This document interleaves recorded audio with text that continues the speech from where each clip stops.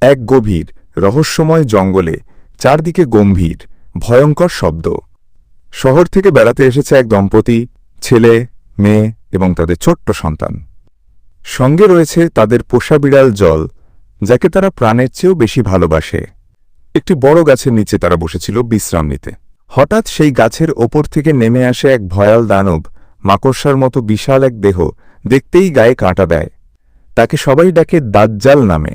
এক ঝটকায় সে শিশুটিকে ধরে নিয়ে ছুটে যায় গভীর অরণ্যের দিকে।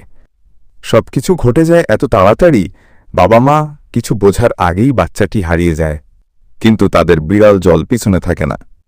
সে ছুটে যায় সেই দানবের পেছনে, নিঃশব্দে, নিঃসংকোচে, প্রাণের ঝুঁকি নিয়ে।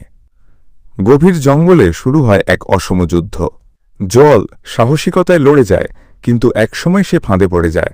মাকড়সা তাকে একটি গাছের সঙ্গে বেঁধে ফেলে, আহত, রক্তাক্ত। তবুও সে হার মানে না। সে বুঝে যায় শক্তির জবাব আগুনেই দিতে হবে। গাছের নিচে থাকা কেমিক্যাল ছড়িয়ে দিয়ে সে আগুন লাগিয়ে দেয়। আগুনে জ্বলে ওঠে সেই দানব মাকড়সার শরীর। চূড়ান্ত আঘাতে দানবটি শেষ। পরে জল শিশুটিকে পিঠে তুলে নিয়ে ঘন জঙ্গল পেরিয়ে ফিরে আসে তার প্রিয় মা বাবার কাছে।